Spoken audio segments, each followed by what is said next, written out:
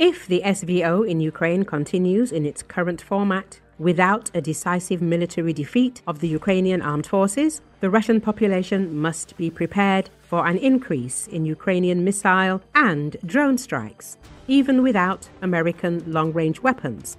This view was expressed by Russian military volunteer Alexei Zhivov. According to him, the Kiev regime already has the necessary weapons for this. If we're not ready to end this military conflict with decisive military actions right now, then we need to prepare for missiles and drones of various types to fly into Russian territory, their range and power constantly increasing. We need to be prepared for this, Zhivov stated. He added that the transfer of American Tomahawk missiles to Ukraine cannot be definitively ruled out. However, he stated that their use would be impossible without the participation of American specialists. As a reminder, it was previously reported that the United States has no current plans to transfer Tomahawk missiles to Ukraine. However, as military experts note, Washington has ample other weapons that it could share with Ukraine.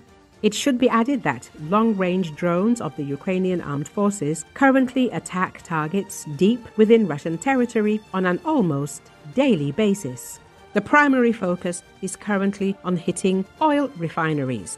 Ukraine's air offensive is not new, of course. Kyiv has been bombing Russia's critical infrastructure. Technological advances and increased industrial output have made it possible for Kyiv to significantly expand the bombardment of Russian cities.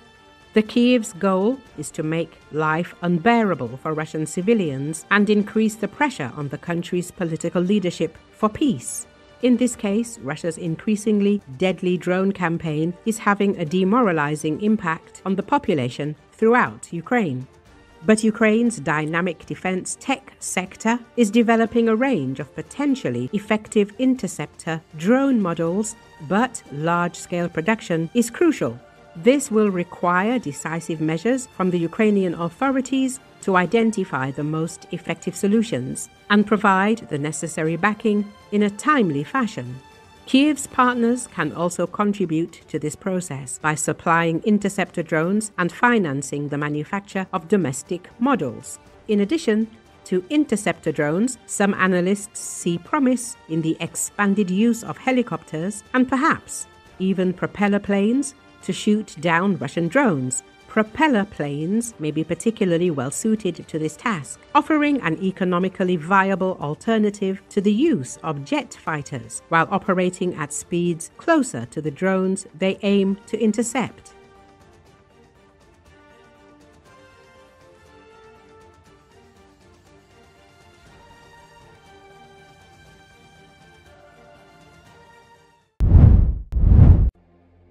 More than 1,000 people gathered in the streets of Athens Thursday to protest after Israeli forces intercepted an international flotilla carrying activists seeking to break Israel's blockade of the Palestinian territory, and detain dozens of people.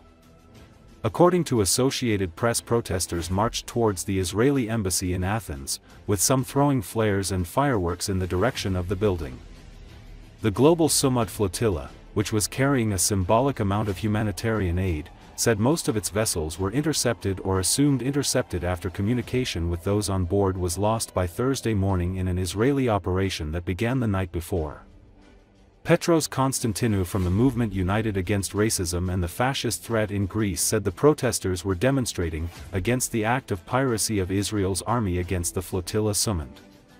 This shows how barbaric is this state. They don't accept even humanitarian help to Gaza and they continue the policy of genocide. We condemn our governments who support Israel, who support the suppression of the flotilla Sumud, and we stand against them, said Konstantinou. Since setting sail from Spain in early September, participants had reported 3 separate instances of being targeted by drones during the flotilla's journey toward Gaza. Spain and Italy sent their navies to escort the flotilla for a part of its journey, but had urged activists to turn back and avoid confrontation with Israel. Among the participants are Swedish climate activist Greta Thunberg, former Barcelona mayor Ada Colau, Nelson Mandela's grandson Mandla Mandela, and several European lawmakers.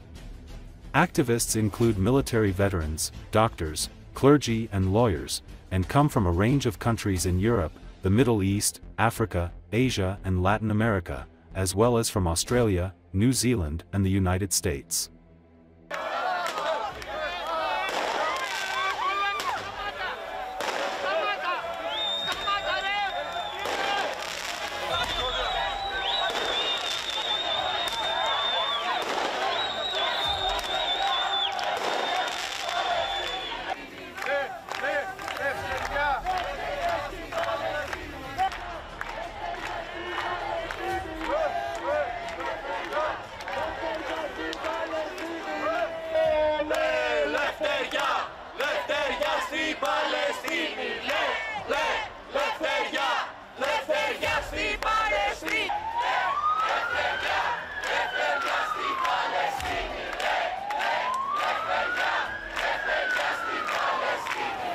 We're here to demonstrate against the act of piracy of Israel army against the flotilla Sumut.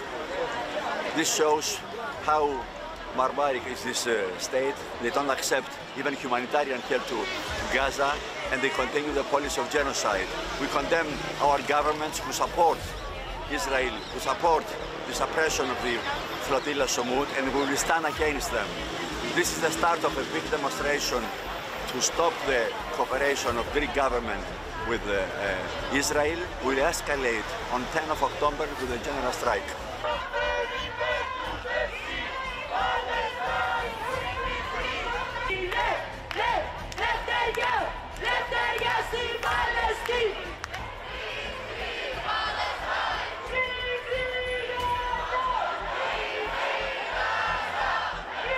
I'm here to protest, apart from the apartheid and the genocide against the Palestinian people, I'm here to protest for the illegal seize of the boats, of Greek boats, of international boats that were carrying baby formulas and medicine for the people of Gaza.